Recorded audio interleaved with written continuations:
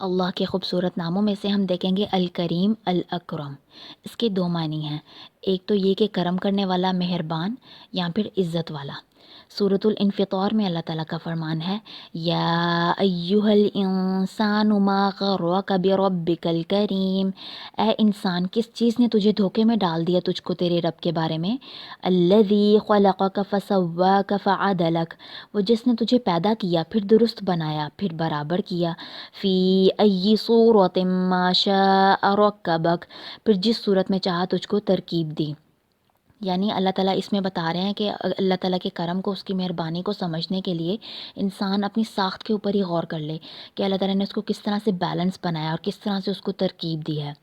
پھر سورۃ العلق میں اللہ تعالیٰ کا فرمان ہے، اقرأ وربک الاکرم الذی علم بالقلم علمہ الانسان ما لم یعلم، پڑھو اور تیرا رب بڑا عزت والا ہے جس نے قلم کے ساتھ علم سکھایا، انسان کو وہ سکھایا جو وہ نہیں جانتا تھا۔ یعنی اس آیت میں پتہ چلتا ہے کہ اللہ تعالیٰ کی ذات عزت والی ہے اور وہ انسان کو بھی عزت دے رہا ہے علم کے ذریعے۔ اب ہم دیکھتے ہیں کہ اللہ تعالیٰ جو ہے مہربان یا کرم کرنے والا کیسا ہے۔ سب سے پہلے تو سورۃ البقرہ میں اللہ تعالیٰ نے بتایا ہے کہ جب آپ سے میرے بندے میرے بارے میں پوچھیں تو بے شک میں قریب ہوں، میں جواب دیتا ہوں ہر پکارنے والے کی پکار کا، جب وہ مجھے پکارتا ہے بس اس کو بھی مجھے رسپونڈ کرنا ہے اور میرے اوپر ایمان لے کر آنا ہے تاکہ اس کو ہدایت ملے۔ یعنی اللہ تعالیٰ کے کرم کو، اس کی مہربانی کو پا لینا بہت آسان ہے، اس میں کسی تھرڈ پرسن کی یا تھرڈ میڈیم کی ضرورت نہیں ہے، انسان کا ڈائریکٹ کنیکشن جو ہے نا وہ اللہ تعالیٰ کے ساتھ ہونا چاہیے۔ اچھا، اس وجہ سے بھی کیونکہ اللہ تعالیٰ کو کوئی عاجز نہیں کر سکتا، اس کے فیصلوں میں کوئی چینج نہیں کر سکتا،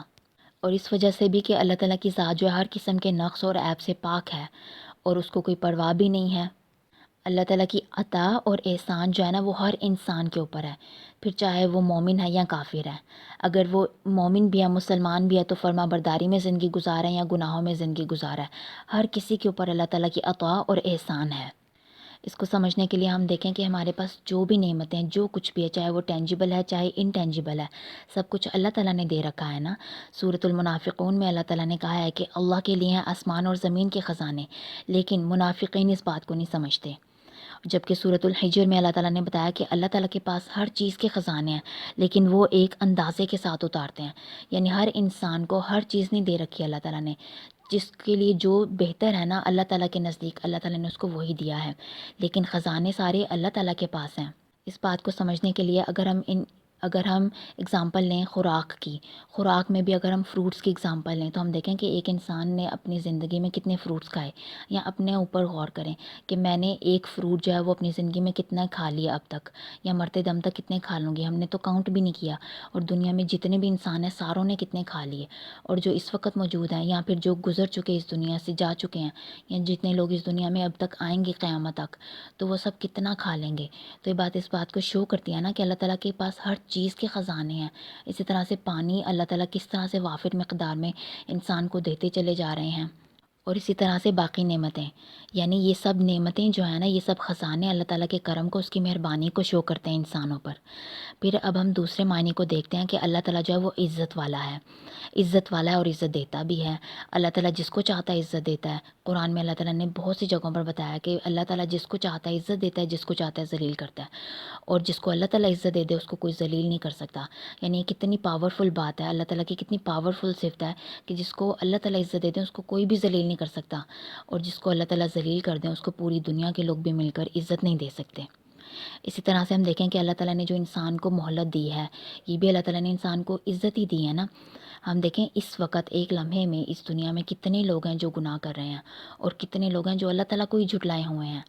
اس کی ذات کا ہی انکار کیے ہوئے ہیں، لیکن پھر بھی اللہ تعالیٰ نے مہلت دی ہے۔ اور مہلت کا انسان کو کتنا زیادہ فائدہ ہے کہ بہت سے لوگ دنیا میں اتنے گناہ کرتے ہیں، اللہ تعالیٰ فوراً سے پکڑ نہیں کرتے، اس کو ٹائم دیتے ہیں اور پھر وہ پلٹ آتے ہیں۔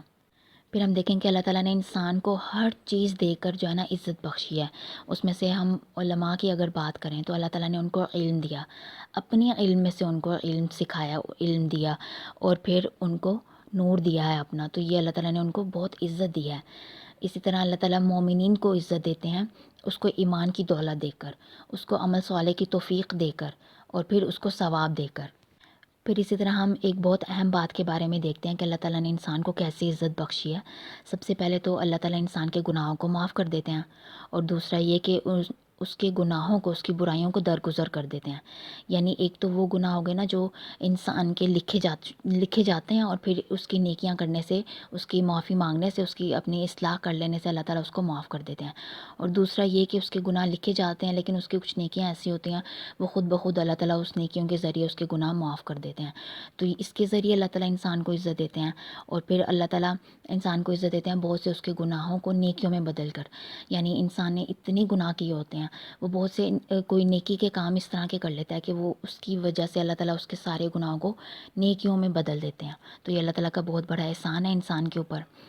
پھر اسی طرح اللہ تعالیٰ نے جو کہا ہے کہ انسان جب گناہ کرتا ہے تو اس کے اوپر صرف اس گناہ کے جتنا وبال ہوتا ہے، لیکن جب کوئی نیکی کر لیتا ہے تو اللہ تعالیٰ اس کی نیکی کو ڈبل ٹرپل ملٹی پلائی کر دیتے ہیں۔ ہم دیکھیں سورۃ البقرہ میں بھی اللہ تعالیٰ نے اس بات کا بتایا ہے، اور اسی طرح حدیث قدسی بھی ہے جس میں نبی صلی اللہ علیہ وآلہ وسلم نے بتایا کہ بے شک اللہ نے نیکیوں اور برائیوں کو لکھ لیا، پھر ان کو بیان کیا کہ جس نے ارادہ کیا نیکی کا لیکن اس پہ عمل نہیں کیا تو اللہ تعالیٰ نے اس کے لیے ایک عمل نیکی کا لکھ لیا، اور اگر اس نے ارادہ کیا اور پھر اس کے اوپر عمل بھی کر لیا تو اللہ تعالیٰ نے اس کو 10 گنا 700 گنا یا اس سے بڑھ کر لکھ لیا۔ پھر کسی انسان نے برائی کا ارادہ کیا لیکن اس پہ عمل نہیں کیا تو اللہ تعالیٰ نے اس کو بھی نیکی میں لکھ لیا، اور اگر اس نے برائی کا ارادہ کر کے اس پہ عمل بھی کر لیا تو اس کو صرف ایک برائی لکھا۔ یعنی یہ اللہ تعالیٰ کا کتنا بڑا فضل ہے، کتنا کرم ہے، کتنی مہربانی ہے انسان کے اوپر کہ اگر اس نے صرف ارادہ ہی کیا نا برائی کا لیکن عمل نہیں کیا تو اللہ تعالیٰ نے اس کو بھی نیکی میں لکھ لیا، اور گناہ کا وبال جو ہے صرف ایک ہی لکھا۔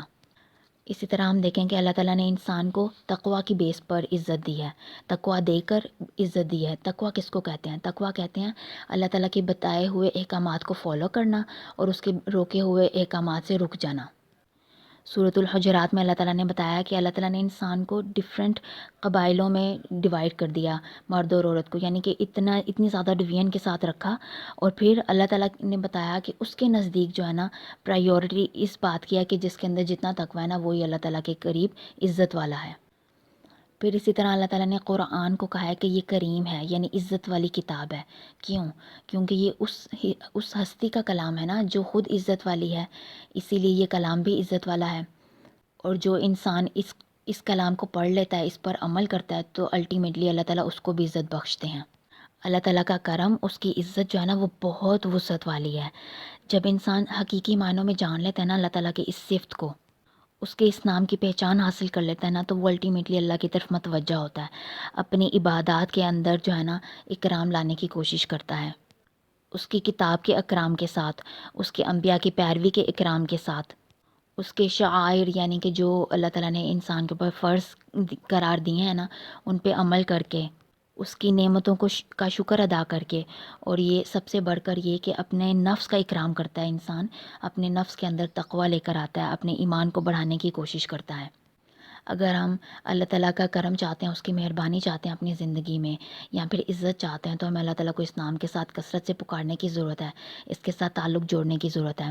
اختتام کرتے ہیں خوبصورت سی دعا پر، اللہم اعطنا ولا تحرمنا، اے اللہ تو ہمیں عطا کر اور محروم نہ کر، وزدنا ولا تنقصنا، اور ہمیں اور دے، کم نہ کر، وَأَكْرِمْنَا وَلَا تُهِنَّا، اور ہمیں عزت دے اور ذلیل نہ کر، انت مولانا، تو ہی ہمارا مولا ہے، فنعم المولا ونعم النصیر، اور کتنا ہی اچھا مولا ہے اور کتنا ہی اچھا مددگار ہے۔